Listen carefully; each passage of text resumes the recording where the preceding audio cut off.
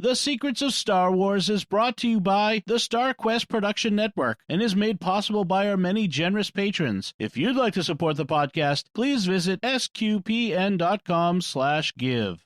I am Emily Swallow, also known as the Armorer on The Mandalorian. And I'm just giving a little shout out to the Secrets of Star Wars podcast because this is the way. Hello there. It's a power that Jedi have that lets them control people and make things float.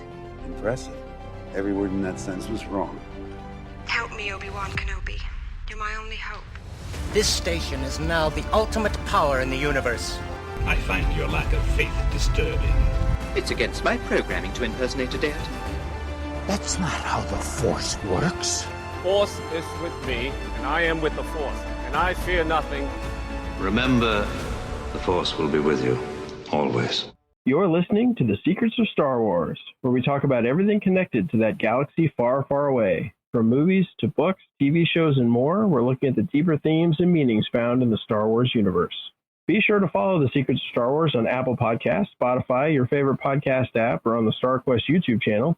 You can find us on Facebook at facebook.com/StarQuestMedia, on X, where we are at SQPN, or on Instagram, where we are at StarQuest Network. And be sure to get your official Secrets of Star Wars gear at sqpn.com/merch.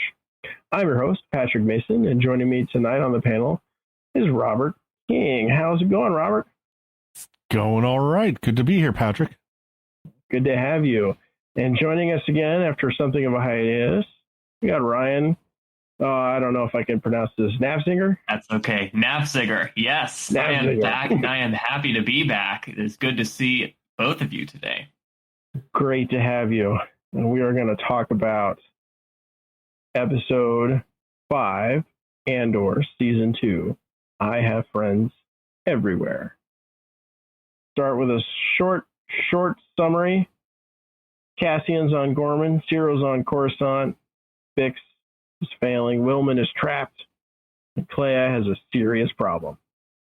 And that's it. That's all I'm going to give you. We'll talk about the rest. Yeah, that is the entire episode. No, just kidding. Thanks for joining us on Secrets of Star Wars.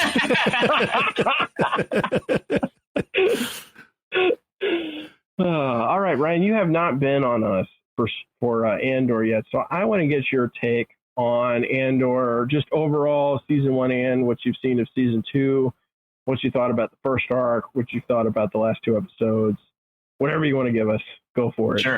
Sure. Yeah, it's been about, the last time I spoke about Andor was when I basically just joined up with Secrets of Star Wars. So that was a fun memory to think about. So let me think here. So for season 1 of Andor, I'm not going to lie, I ended up kind of getting burnt out towards the end of the season because it was getting it seemed like it was like growing more dark and more dim as it went along. So for that reason, I ended up kind of not liking the end of it, but that's more of a problem with me than it was a problem with the series because the series is fantastic and well done, and there's a lot of excellent content in Andor. But this, so I've seen all of I've seen all of season 2, but obviously I'm not going to spoil things past episode 5. I loved the entire thing. I thought that it did such a better job than season 1 at actually building on itself and communicating the things that it was trying to the stories it was trying to tell in a way that I could actually keep track of it, because this arc system that it was using, 3, 3, 3, and 3 was, man, it's been great. I feel like I can actually track the story and the characters and the individual plots. And I didn't get burned out at the end because of all of the swirling everything happening in season 1. So I think that arc 1 was more of a setup arc than it was an actual meat and potatoes arc, if that makes sense. I don't know if you guys have opinions on that too, but when I came away from arc 1, I was like, all right, so the point of Andor is to show the rebellion has absolutely no leadership right now, and we have to get to a point where everyone is united and there's actually a team that's going to be able to oppose the Empire with a vision and a moral center. And then, of course, the other thing that Arc 1 did really well was allow Mon Mothma to actually take her place as the leader of the rebellion by kind of giving her family ties like closure, you know? That was the whole point of the like dancing scene, where, she had one last dance, literally, before she has to, you know, really cut off previous familial ties, previous ties to her old life, and enter into her new life. And now we're on to Arc 2, which is, I think that Arc 2 is probably one of the more interesting arcs because it kind of, in my view, is set up it's really set up the show for like a collision course as well. So like Arc 1, it's going to set up, hey, this is what season 2 is going to be all about. Arc 2 is going to set you up with the collision course for the whole rest of the show. And we're in the middle of Arc 2. So we are kind of in the middle of the final setup phase for everything else to start going down. What do you guys think about how like Arc 2's been going that way? Well, I'm gonna disagree with you a little bit. Ooh, okay. Because my experience, particularly of episode 5, and I remember this the first time I watched it, and it still felt that way on rewatch, and in the light of even the later arcs in the series, this episode more than anything else just confused me. I had difficulty following what was going on, and so I am super glad that it was like more clear and helpful for you, Ryan, but my brain might work differently. And so I found myself going, okay, yeah, but what is Cassian trying to do here? What is what is going on with Saw and Wilman? And I just was not following, and everything was kind of catching me off guard. So like so many things about Andor, I loved like the detail and the performances, and the writing of the dialogue is fantastic, but I struggle with like the story level of the writing, and especially in this episode, I struggled to follow what was going on, or at least I struggled to follow why the characters were doing what they were doing, if that makes sense. I actually kind of agree with you with this part when it comes to Saw. Like, I don't know about you guys, but I really don't understand. What? Well, I don't think anyone really understands Saw. Right. Yeah. just like all the time. Haven't been huffing enough Rhydonium. I mean, enough Rhydonium. Yeah. Yeah. Like, I totally get what you're saying though, Robert, where it's like, what? At least I felt that way with Saw's arc. It's like, what is he even doing here? Like, why are we having this intense little thing with Will and Saw? And why should I care? You know?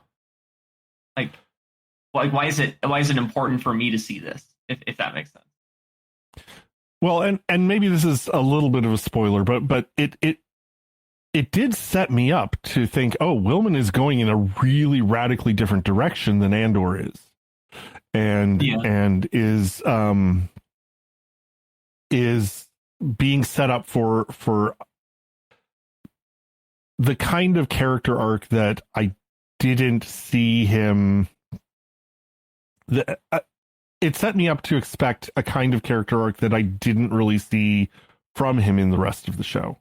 Not to spoil any details, but I struggled with Wilman as a character. Well, so I think to me what this harkens back to is a message you see occasionally portrayed, but not very often.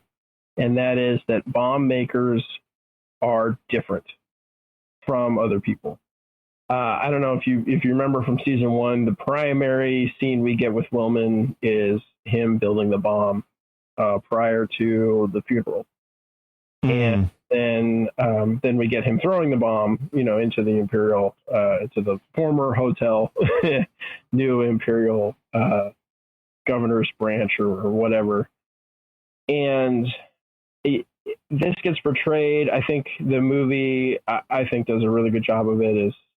Is the Kingdom, and it's sort of an FBI thriller set in Saudi Arabia with a terrorist bombing, and they're looking for the bomber, and they have this conversation with this old bomber, and he talks about the reason he got into bomb making and the reason it scars him and the reason you end up getting out. And it either sort of drives you insane because you realize what you're doing is you're harming innocent people in the pursuit of, some quote unquote greater good.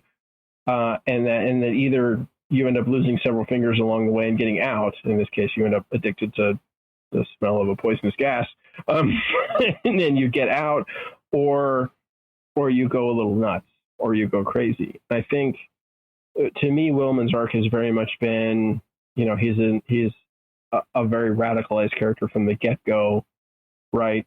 And from what we see, and this is, he gets put with Saw, which is a really questionable move. Like why would you put him with these guys?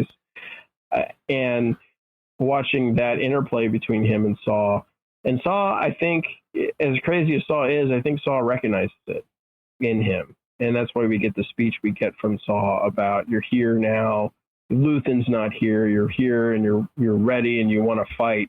And Willman takes the mask off, which is the crazy part, right? You nobody in their right mind would do that, right? Because you Saw even describes what's going to happen. It's going to crawl under your skin, and you're going to itch, but you're not going to be able to scratch. And he ends up taking the mask off, and you just get this, they're just different. They're not, their motivations aren't normal. The way they do things aren't normal. And Willman kind of becomes this link to Saw that we get, within the nascent actual Rebel Alliance, because at this point, Saw isn't really considered part, right? He's his own thing. So it is a really weird scene, but I think if you go at it from the perspective of how Willman's character arc, coming as this kid who decides to avenge his father's death, the way he decides to avenge it, and where does that lead him? I think it is something of a payoff, even though it's very strange in the moment. Mm-hmm. Yeah, fair. Yeah. Saw strikes me as this, you're kind of nutty conspiracy theory fevered uncle who you always invite to the family gatherings because he's your uncle, and yet he's always there at Thanksgiving. And you want him to come, you want him to show up, but at the same time, you also put down the rules. It's like, if you come, we want you to come, but if you come, you gotta leave the alligator behind. That's funny. You gotta come, fully dressed with shoes on, Shirt, and pants, shoes, and you feel like you're putting down, setting the bar real low. It's like, I'm just asking for the bare minimum here, and he's like, no, you're trying to change me, you're just one of them. And that's so funny. Dale Gribble from King of the Hill. Did you guys, and maybe this was just me not understanding the scene, I couldn't figure out based on what we were shown if Saw had planted evidence on the supposed spy or not, because it was hard for me to figure out if the guy was actually a spy or not, just based on the context. And I don't know if that was intentional by the writers to show, hey, Saw made this decision, but it's in no way clear to anyone, maybe except his strange mind, whether this is actually happening or not. It didn't seem that the guy was a spy. He was trying to figure out where they were going, because clearly he wasn't going to be able to do his job, at least from all of what we were able to see, except some off-camera knowledge that Saw apparently had, and the like little chip that they show for half a second, and everyone just accepted it. I think that was intentional, personally, that you're supposed to like be immediately like after that scene, you are supposed to question, hey, but is anyone else seeing this except this one guy, you know, the one conspiracy theory guy? Or is this an actual threat that is actually real? Like, what's real here? Did you guys get that perception from that scene where he shot the man? I definitely got that that it was supposed to be ambiguous. Like, yeah, okay, yeah, maybe there was evidence. I don't know. I mean, it was Saw's henchman who went down and picked it out of his jacket. Yeah. And so, but you know, he's Saw's right-hand guy, and so could have planted it just as easily. Mm-hmm. There was enough that I could see him being a spy. He kept asking questions that he kind of shouldn't have been asking if you know, that had already been said, you know, no, we're not going to talk, you know, I'm not going to tell you who taught me. I'm not going to tell you where we're going, you know, what our target is until we get there. And he kept pushing on those things. And so those might be things that a spy would do. But it's also not clear, if he is a spy, who's he even spying for? Is he spying for the Empire? Is he spying for the rest of the rebellion? I mean, we know the rest of the rebellion is trying to spy on Saw. Yeah. So, but I think it was intentionally ambiguous. I think it's supposed to be like, hey, we don't know. Maybe this is a spy, but does it really matter? Because, you know, Wilman's our man. It's on you now, boy. Yeah. Yeah. And I like to compare this scene to Tay, and how many steps it takes before Luthen decides, okay, we have to do something about Tay, right? He sees what's going on, and then he confirms it with Mon Mothma, and then he reconfirms it with Mon Mothma, and then he gets the details and says, okay, he has to be taken care of. Like, he's a liability now. We have to do something about it. And as problematic as that is, then we see how much more extreme Saw is, right? Because he is taking effectively just a single piece of evidence, which is just this guy saying, hey, where is this place that we're going so I can do this better? And then immediately killing him. You know, so you have a barely there evidential basis on the part of Saw Gerrera, which is all plausible when, you know, you're kind of a deep cell or rebel organization trying to keep out spies from both sides. But it shows kind of like the difference between the two of them, between Saw and Luthen. And, you know, when you track it back to the prior year, where you have this, you know, kind of more open relationship between Luthen and Saw, and obviously, you know, Wilman's there because Luthen sent him, so there's still something of relationship, but you can see also that Saw's perfectly okay with abusing that relationship, right? Because now that he's got Wilman, it's possession is 9/10 of the law, right? You're mine now, and I'm going to use you, and I'm going to make you mine. And so watching the differences between the two, that's to me, that's a lot of what this scene was about. That's a really good point. Yeah. And it reminds me of how it's I mean, Saw's arc is really just meant to show how he just descends into madness, and the first things you see from him in Rogue One are lies, deceptions, you know, to where he's just he's so insulated that like he's just blowing things up at that point with no regard. So I think that the juxtaposition between like the fact that they're going in to steal Rhydonium and Saw calls Rhydo his sister, which, if you know his backstory, is an absolutely wild statement, considering that losing his sister is like the defining element of his spiral. Calling an explosive addictive chemical his sister at this point is just like showing how far he's fallen from when he was much more reasonable in the end of the Clone Wars to now. He's just like, his only sister is literally drugs and a bomb. His only family. They don't let him down. Nope, they don't let him down until the very end. Yeah, the very end. Yeah. Well, yeah, and I think that's another good place to watch forward towards, because he becomes even less trusting, right? Like somebody's word isn't even mean anything anymore. I've got to use a crazy tentacle monster creature to get the truth out of somebody. Drives them insane a little bit. Yeah, he just spirals, which is really fascinating to show. Yeah, it's like he doesn't trust sanity at this point, and I think that's really interesting. Yeah. Well, and I think we get this at the same time we start to see Luthen and Clea start to spiral as well. Mm-hmm. We see things coming to a head, and I absolutely love how this episode begins with her channel surfing. And it wasn't really until the second watch that I realized what she was doing was she was just switching between her different listening devices, and there was a mail audio announcement that said where it was. It's like, this one is at Corellia Shipyard 543, and this one is in Skeleton's office. And then it would go into the actual recorded audio.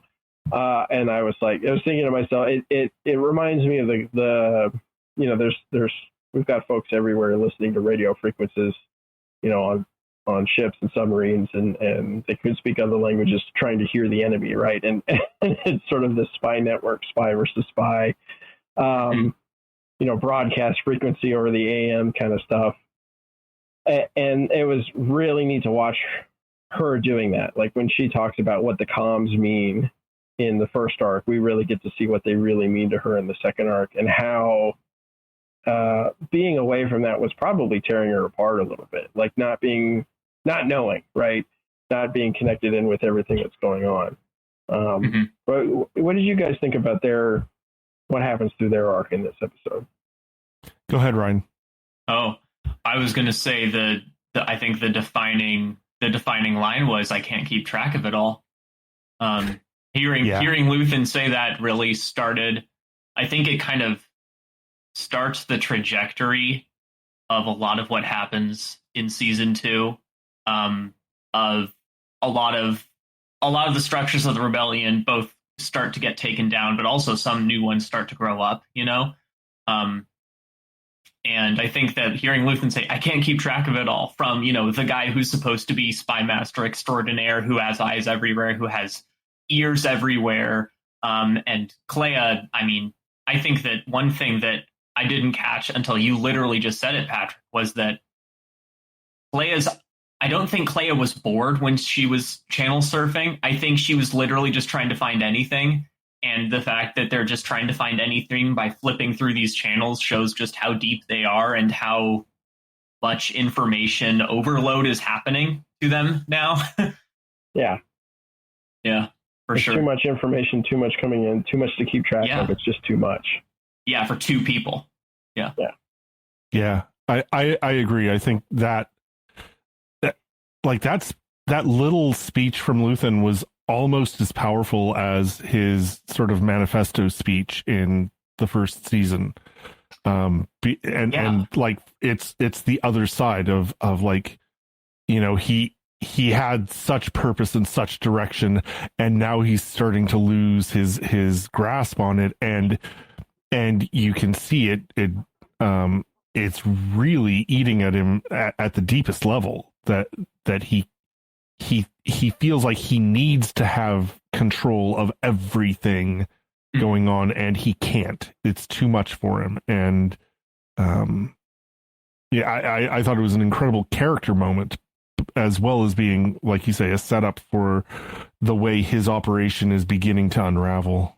Yeah. And one thing that you just said, Robert, actually made me think of probably one of the deepest themes of season 2 of Andor, was that I think that that he can't do it alone anymore. Like the rebellion can't exist as these isolated cells anymore. Everyone needs each other now. It's gotten too big for one person. So I think that this was also important to kind of push Luthen and Clea both into the broader rebellion and not just be operating on their own anymore, to where like you see, Mr. Isolation say, I can't keep track of it anymore. There's too much coming in. Because, we do have to bridge the gap in Andor between what we saw at the beginning of season 1, which is, pretty much one guy running his own operation out between a whole bunch of other isolated people, and what we see in Rogue One with an organized rebellion made up of a hierarchy of people, of a whole bunch of different systems and like star systems and cultures coming together to actually fight for something. And I think that this is the start of that, where we're starting to see, hey, everyone's realizing we need each other. Like, I can't do this alone,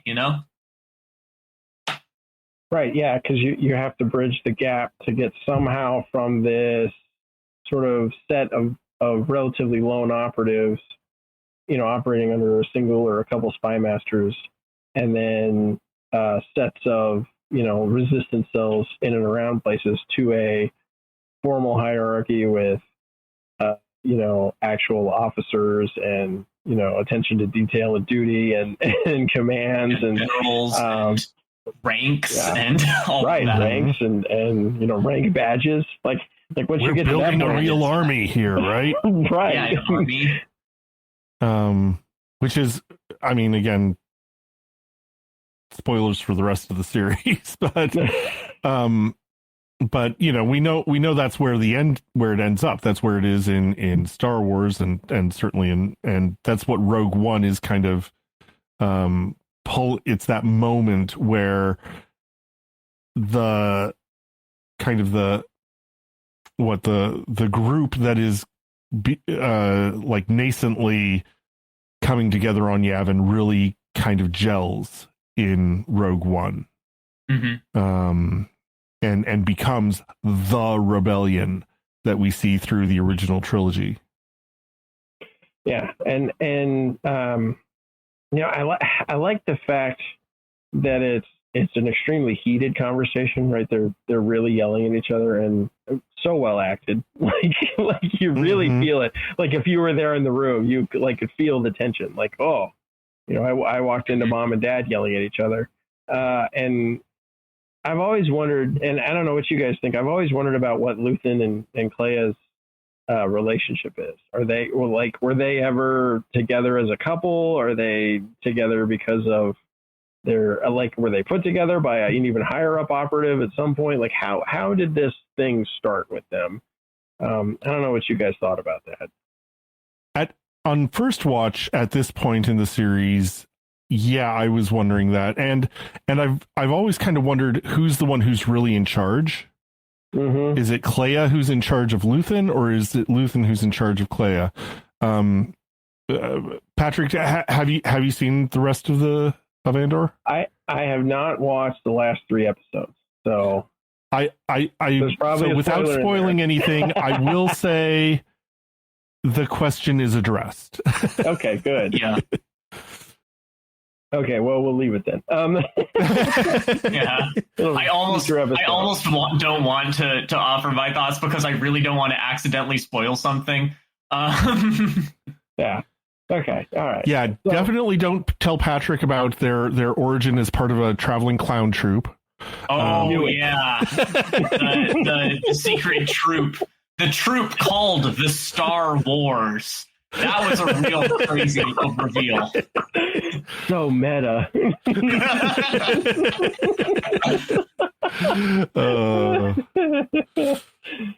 Okay. Okay. All right. Sorry, it's gonna take me a minute. So we get, this scene, this set of scenes with Clea and Luthen. We also get Luthen visiting Bix, and ostensibly for a some kind of weapons advisory repair. I couldn't quite tell what he was really looking for while he was there. So what did you guys think about that? Oh man, I couldn't remember. I think it was weapons evaluation was what they said. Evaluation, yeah. Mm-hmm. Yeah.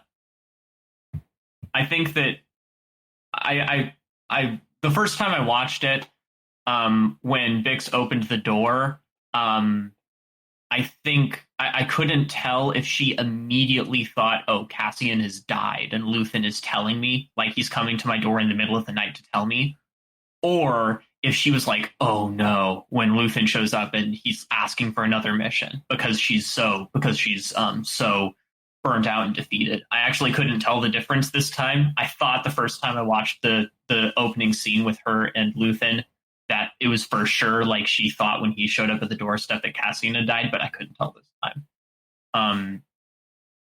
I do think that's what we're intended, that she thought, oh, that's why he's here, to tell me Cassian's dead, which is why Luthen immediately says, no, it's not that.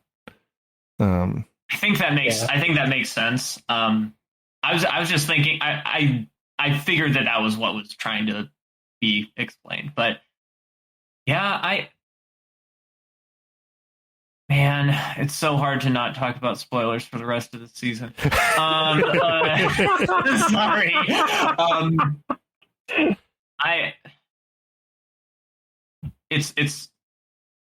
I think that this is one of those rare examples of Luthen is trying to show empathy, but he just sucks at it,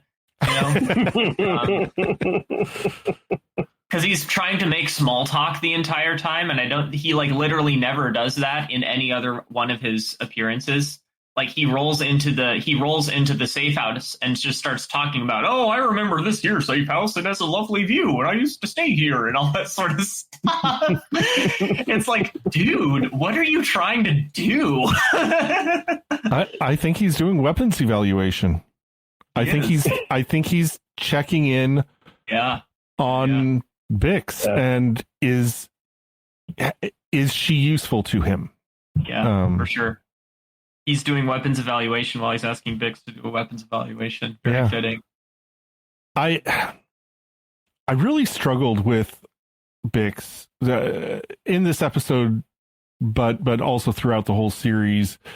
At least on my first watch, I thought that they were trying to have Bix kind of in two different ways that didn't work well together. That they were trying to show her as being like irreparably damaged by her trauma, and at the same time being like the anchor of normal humanity for Cassian. And I didn't, those two things didn't work well for me on first watch. I think in the context of the rest of the series, having seen the whole thing and rewatching these episodes, I'm getting more the arc of Bix's character. It's connecting with me better on rewatching, and how especially at this moment, she desperately wants to be normal again, but she has not been able to integrate her trauma in a way to allow herself to be reliably active in stressful situations. Interesting. Yeah. And I still am a little dissatisfied. Like I feel like I want more of Bix's arc from Bix's own point of view. But especially rewatching and Dom wrote an article about the women of Andor, and that article was helpful in sort of helping me to see the depth of Bix's character and what she's going through and what she's how she's playing into the larger story. Yeah, I think I think all the characters suffer from the I'm going to call it the 1 year later syndrome, whereas yes. we keep jumping a year later, stuff has happened. They're different, and kudos to the story writers and the actors and the screenwriters that they are different, right? So it's just not, time passes and it didn't mean anything. They're changes in those characters, but we don't get to see them, and so they're very stark and abrupt, and sometimes they don't make any sense, right? And you look back at the whole arc and you can tell, okay, this makes more sense piece by piece, but there's still a lot of missing pieces, and I think Bix suffers from that probably the most. I think how she gets from one arc to the next, and what she's like from one arc to the next, and how she gets there. There's just so many questions there, and like you said, there's so much filler that you really would like to see that. Like you'd like to see, okay, how did she get to where she is here? How did she get to where she is in the next arc? Because that is super interesting to me. Like there is a very big change there, and I think you're right. I think it's my gripe. Why can't I have 5 seasons of this, Disney? Like, yeah, have the money, do it. No. But yeah, I think Bix suffers as a character from the 1 year later syndrome a little more than most of the other characters. Yeah, I think a lot of it is because her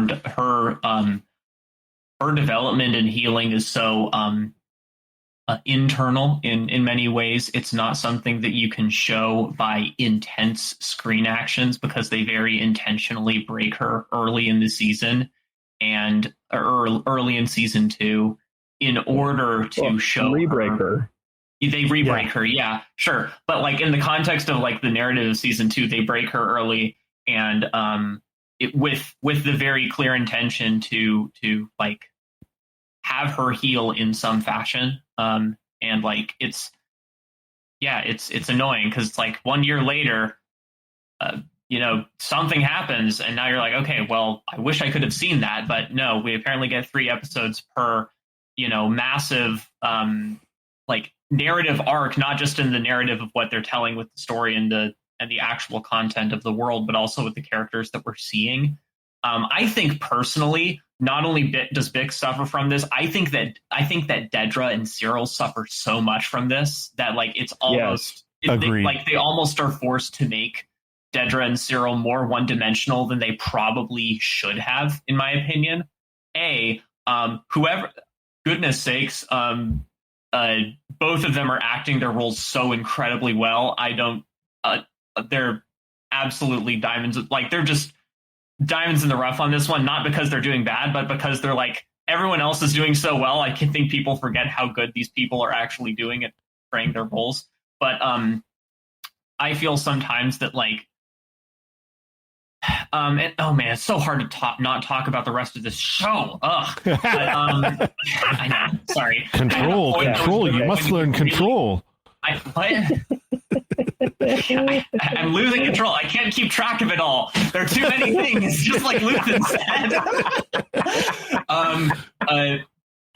What was I going to say? But I think that, like, for example, showing the progression of the relationship between Cyril and Dedra was so hard, though the mother scene was hilarious. Yes. Because very clearly both of them have very interesting off-screen moments and development, but we just don't get access to them. So when they come back, they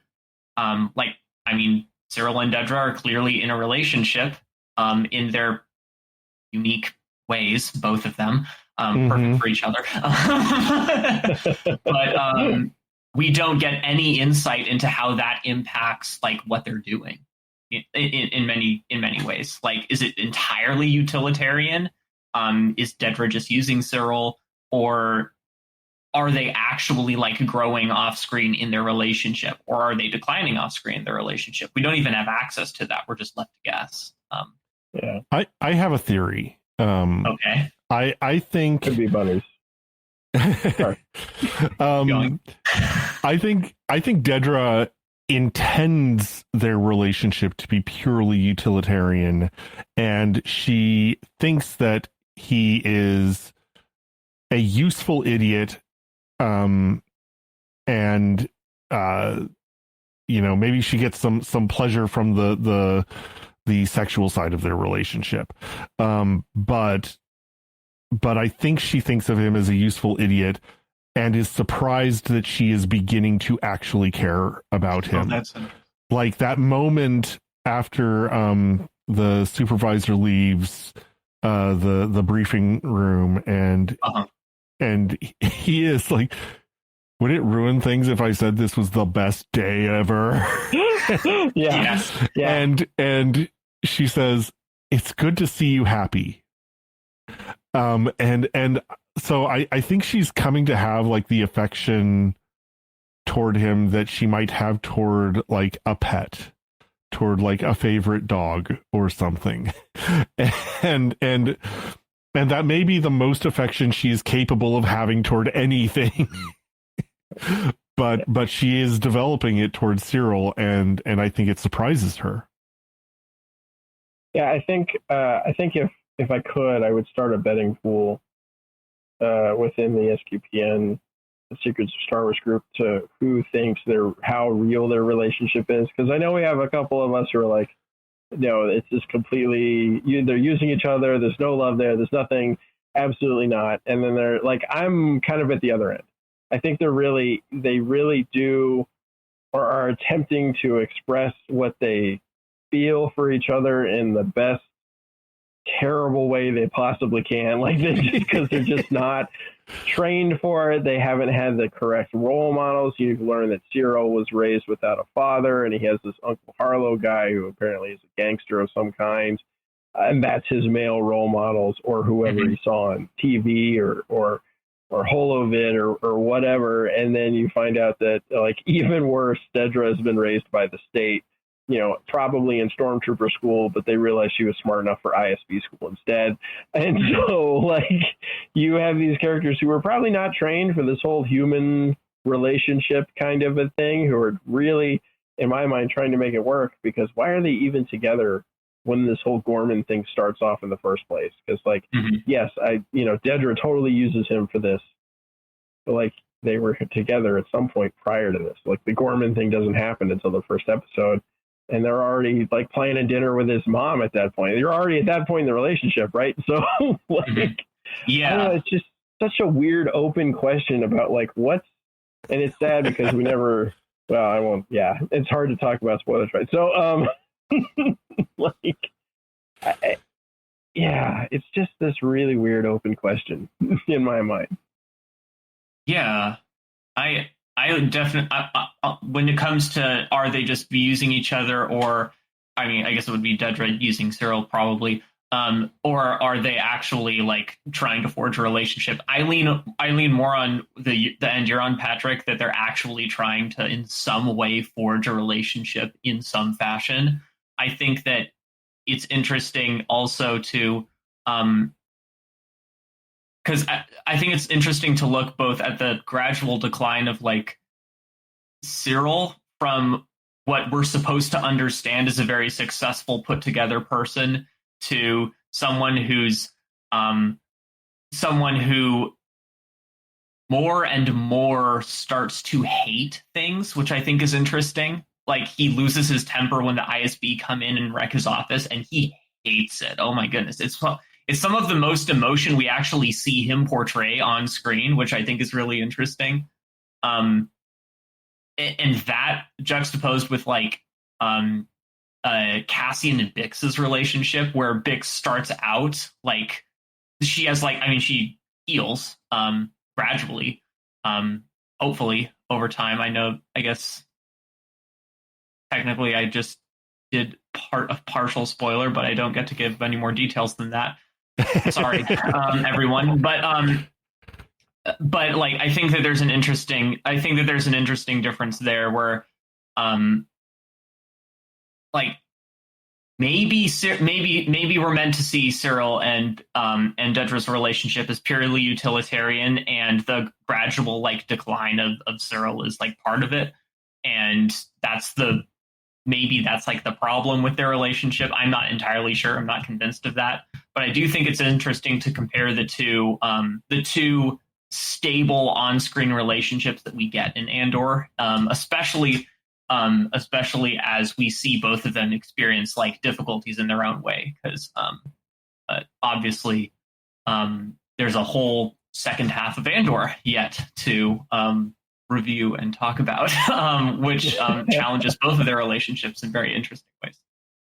Yeah. So your take on the ISB raid was like he was really portraying how he felt. Yes. Because my take on it was he was putting on a show. Really interesting. I think that he actually felt there. That way. So and I think a why lot not of it both? Right. Porque no los dos, right? Like why can't it be both? And I think you're probably right there that there is an emotionality in that, like, you jerks came and wrecked up my place.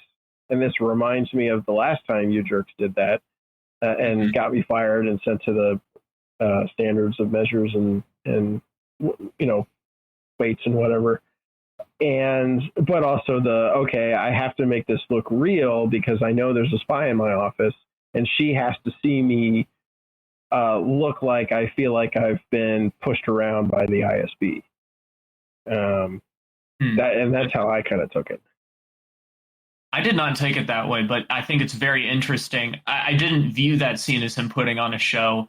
I viewed him as, I think Cyril is one of the most like visibly like autism portrayed characters in the entirety of Andor. And I think that was him absolutely losing his mind, that someone came into his space and messed with his stuff and didn't tell him and just marched into his well-organized operation and decided to just tear it apart in front of everyone. That was just the vibe I got from that scene, but I do think it's interesting. And maybe I just didn't catch the nuances of him having to put on a show to get his office unbugged. But I do find it interesting that he says when he's losing his temper and he's coming back into the office of everyone, there was something to the effect of, this will be like the Message version of Andor, but sorry. This will be the Message version of Andor. He says, someone found a bug in my office. Now you all have to do interviews. And we're bugging our own offices, apparently. And I think that was very interesting. Like, why does he say we're bugging our own offices? Does he think the ISB put it in there? Like, does he think the ISB's placing a bug? I think that it's intentionally made. And because he says this to the Gorman insurgents, like he says, I have no idea what's going on. And I actually believe him. I don't think he knows what's going on in that way. Because clearly all he knows is I've made contact with the Gorman insurgents and we're going to try something. And I don't think he really understands the nuances of everything else. And he's a little bit upset. A little bit's an understatement, but you get what I mean. I mean, he is clearly aware that there's an ISB plan to how did he put it, to make Gorman bait for outside insurgents or something like that. Yeah. So he knows that he is a double agent. He knows that he is a plant, and he is trying to. That part of his job is not only to run an efficient office at the Bureau of Weights and Measures, which is the most important part of his job, but also he has this side assignment of infiltrating the discontents on Gorman and helping to make it a good bait for outside insurgents. So go ahead. Well, I really liked this. I like this whole setup. Him, because he's talking to his mom. He knows it's bugged. He knows he's got to say the kind of things that are going to get him looked at, and it all does. Like, it pays off, right? They look at him. They pull his file. They look at the background. They're like, oh yeah, he's been pushed around by the ISB before. This guy's perfect. Like, he's got great reasons to join with us, and they get with him. And you're right, he doesn't know anything. And I think, not to spoil it too hard, but it does build in him this notion that, maybe when he says it, I don't know anything. I just, not everything has a manifest, and I'm not sure exactly what's going on here. And he says it just because it's true, and he also knows that's what they, what a person in his position would say to these people. but then I think that starts to eat at him. And then, he finally gets to the point where he really doesn't know, and he doesn't like the fact he doesn't know what's going on, and realizes kind of, oh, what am I being used for here? Mm-hmm. Because I absolutely love the way the Gormans come at him with, they're like, we think the ISB is running a shadow government, right? We think the Emperor is still this guy who's up for peace and prosperity and reformed into the first galactic empire for the good of all, peoples and planets. But this ISB group here is running a shadow government. And I was like, man, what a way to see the world. Like from our viewpoint, we know, the Emperor's an evil Sith Lord who's, mm-hmm. Who's a terrible human being in all respects. But they don't know that. The average person doesn't know that. But they can see agents of the Empire doing terrible things. And so what do they think? Do they leave it at the plate of the Emperor, or do they think, well, maybe it is just this local governor or this group within the Empire? I thought that was really interesting. Yeah, especially we get the privileged perspective, and we get to finally see an example of, well, what does the galaxy actually think by people who are smart but also are not Coruscant natives? You make a really good point there, Patrick. And sort of the foreshadowing of what was that line? It was something like the ambition and impatience often go together, and experience or something like that. Yeah, inexperience and impatience. Ambition, yeah.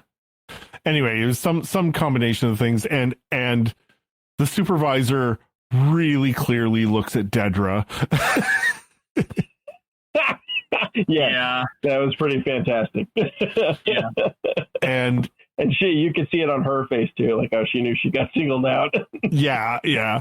But it's clear that Cyril isn't thinking that. Cyril is thinking of himself, I think, in this episode, he is still thinking of himself as a partner with the ISB. Like, I think he sees this as the ISB respects me and respects what I can do for them, and this is part of my my path to demonstrating my value to the Empire, and he hasn't realized that he's just a tool, and a tool for things that are much bigger than he is, and that he wouldn't necessarily ultimately agree with. And I Cyril remains one of my favorite characters in Andor, because he's such an example of foolishness and vice and false virtue, like a false dedication to virtue, taking you down a horrifically evil path. Yeah. And I think that really it's this cute little scene where he presents the spider to his mom, right? Kind of rolls it across the table to her, and she sees it and jerks back like, and then she says, "Oh, how cute. I'll name it after you, Cyril, the spider." Boy, right? Yeah. And I can't remember the verb she used or the adjective she used to describe him. It's like, secretive and something else. But I was like, oh wow, that's a great little nugget. He's just over there drinking his blue milk cereal. Yeah.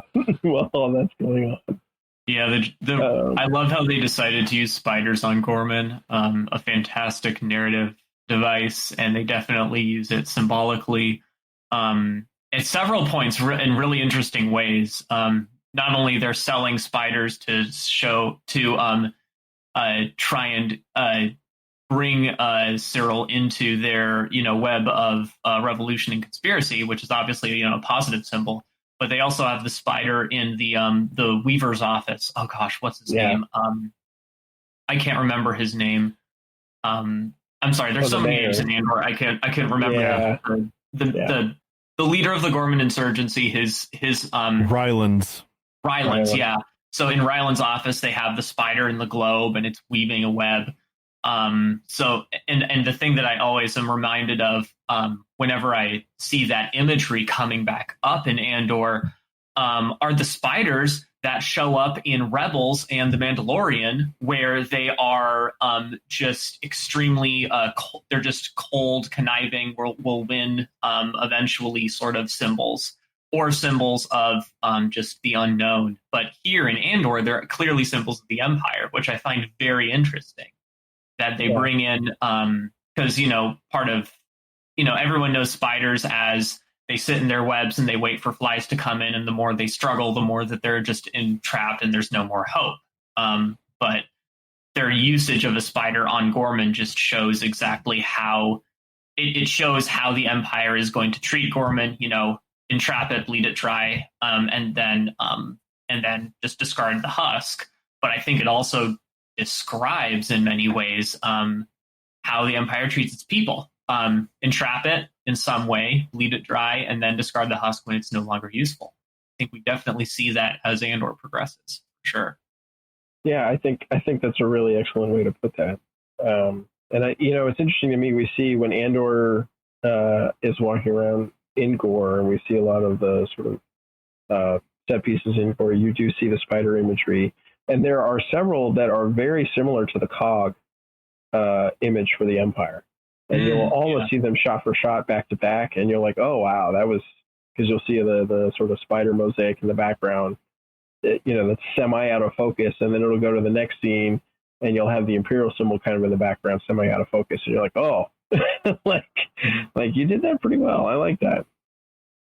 Yeah. At the same time, I mean, the spiders on Gorman are the source of that planet's primary economic claim to fame. I mean, they weave fabric, or they make twill out of the spider silk, and they are the one of the fashion capitals of the galaxy, and so like and like all they want to do is just be able to help people look fabulous, and and I mean it was interesting to see. I don't know, like everywhere else in the galaxy, everybody wears hoods, but on Gorman they wear hats. They wear clearly stylized after the French resistance during World War II outfits. Yeah. But yeah, it's so I mean, I don't know. I think the spider is a more complex symbol than just symbolizing the entrapping web of the espionage on both sides, or the the draining dry of the Imperial system, but it is true. Yeah, the spiders are a really interesting and honestly kind of creepy symbol to keep coming back to. Yeah.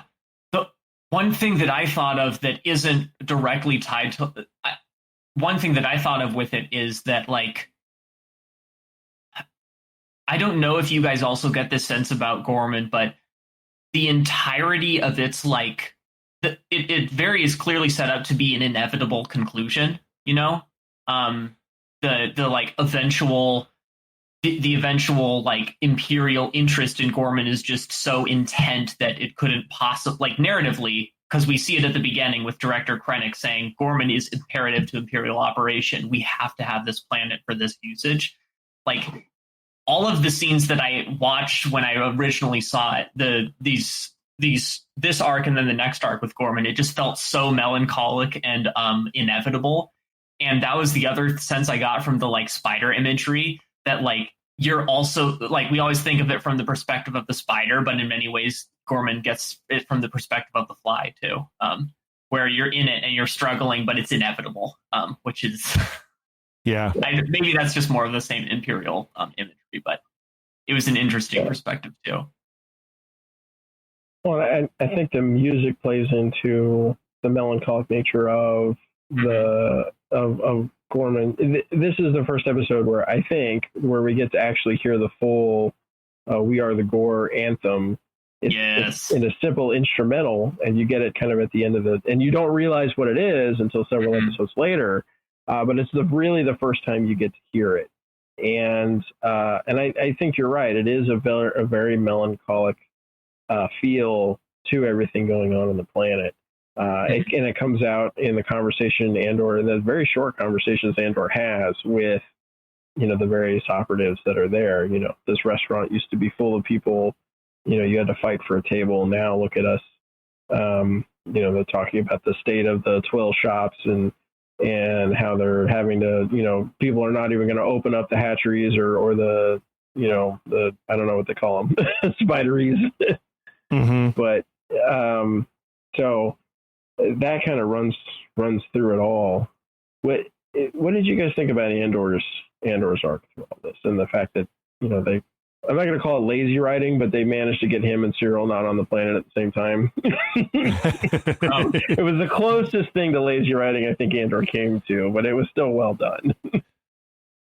I mean, on the fashion front, I was amazed at how much Diego Luna looked like, early 2000s Bono, before U2 kind of collapsed. and like, it's like, he is a total rock star here. Yeah.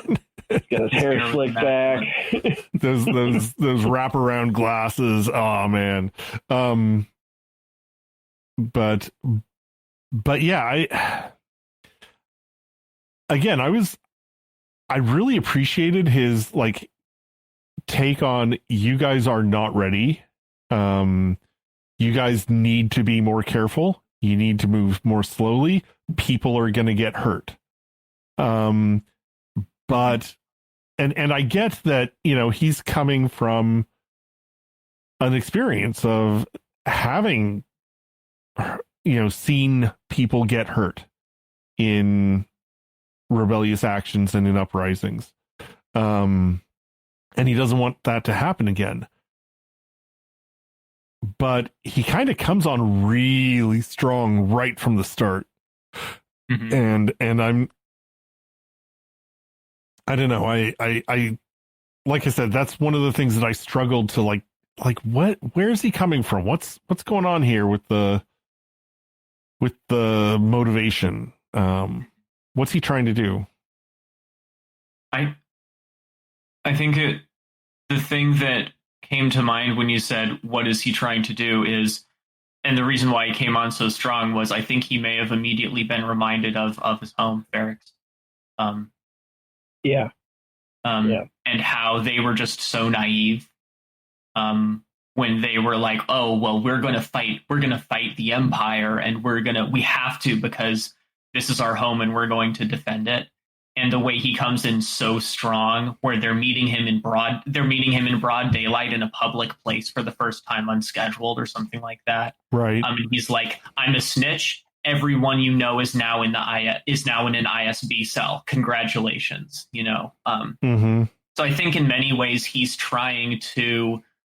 I think in many ways, because he's still shown very much as a compassionate person, and never really loses his compassionate elements in Andor, even though he makes hard, terrible decisions, he still has that air of compassion. I think he feels so strongly in this case, and he sees all of the good in Gorman, that he's like, we can't have another barracks happen. We can't have another massacre happen, and we can't have all of these people's lives just get destroyed. So if you're going to play spy, you better know the implications of everything you're about to do, because stealing's easy and you're not going to get out. You're just going to stick around, Mm-hmm. I think that was why he came on so strong, because he's like, these people aren't ready. They're not ready to understand what it takes. I 100% agree with you there. Yeah. Yeah. I think it was really the second time through that I watched it that I really had a better understanding of what he was trying to do, which was that sort of combination of I'm here to evaluate them from Luthen's perspective, right? I have more questions than advice, and at the same time, coming from Ferrex, thinking, I don't want that to happen here. And we see this kind of in the same way with the senator, who is trying to keep his people from doing anything that results in more imperial intervention, because he knows they're a one commodity economy, and whatever happens, the Empire's got them effectively in a stranglehold, and he doesn't want anything to happen either. But then you get to the people on the ground, and they're like, we're getting choked out here. There has to be a point at which we act. Yeah, I guess I'm. As soon as you said, it reminded him immediately of Ferrex. That idea of it being a one commodity economy. It basically, for all its stylishness, it's still a manufacturing. It's an industrial world. That kind of helped things kind of click into place for me, and I really am on board with that interpretation now. All right, so I think we're coming down to the end of our time. Was there anything about the episode that we didn't cover that you guys wanted to bring up? I love how they committed full stop to a French aesthetic, especially a French resistance during World War II aesthetic in Gorman. That I think has worked so well, and it's so interesting that they just very much decided to go that route. There's also some Dutch influence as well. I always think it's like Space Vienna, not necessarily Space Vienna. Yeah. I think it's Space. I think that Gorman is Space Paris, but Space Vienna works too. Maybe not Palmo. I don't know. I don't know. It's definitely refreshing though that they decided to really take a strong aesthetic influence and not just plop it in, space whatever land. I think that actually works really well because we're kind of primed.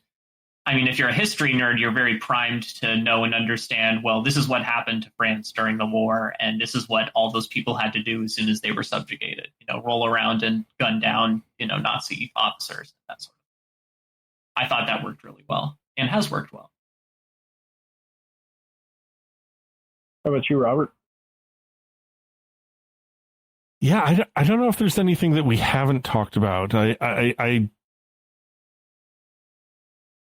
am, like, as I said at the beginning, I found this to be a confusing episode for me, and I think this conversation has actually really helped me to sort out where the events of this episode fit into the larger narrative, and it's making more sense to me. I think it's a really deliberate choice that Tony Gilroy and the other writers and directors have made to not explain the gaps between the 1 year later and even the gaps between particular scenes sometimes within the episode. And I think my preference is for I would like a little more connective tissue there, but I see what they're doing in it, and man, yeah, I don't know how you could pack more into a 1 hour episode. I mean, our podcast here is already longer than the episode that we're discussing. So, yeah, I know. It's like you have to take like an entire scene and just break it down. It's like we could do two-parters on probably every single episode of Andor that there is. You know, I'm down. I think, there we go. Let's do it. Yeah, let's do it. Milk that content for all it's worth.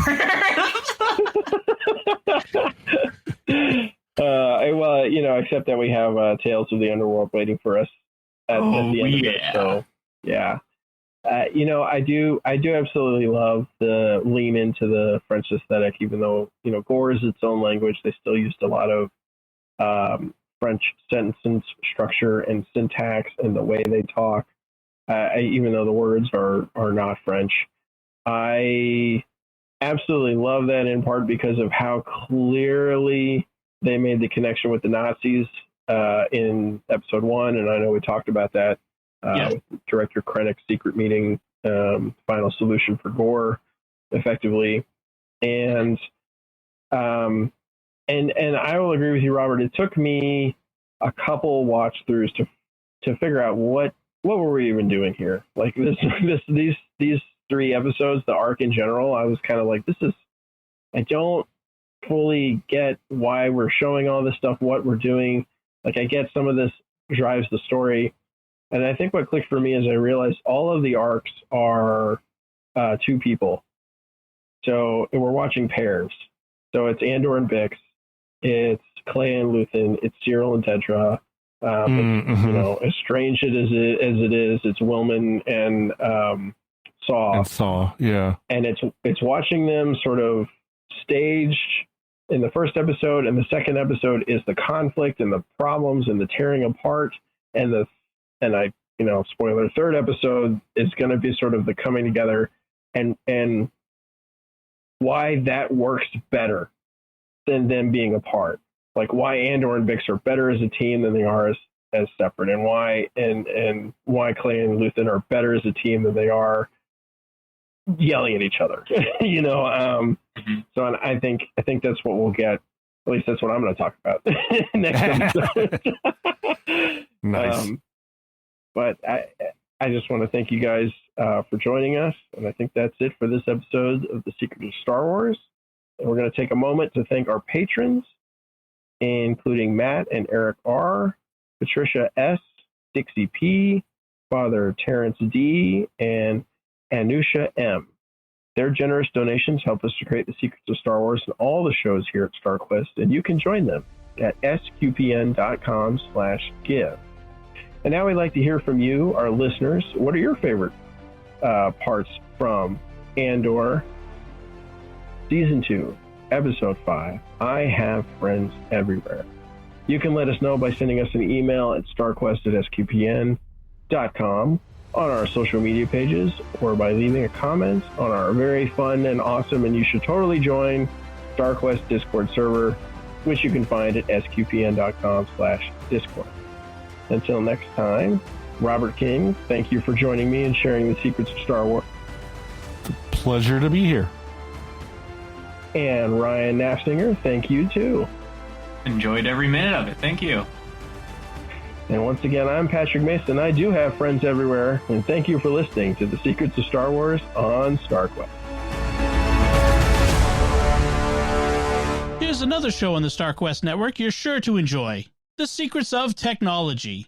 Find it wherever fine podcasts are found or at sqpn.com/technology.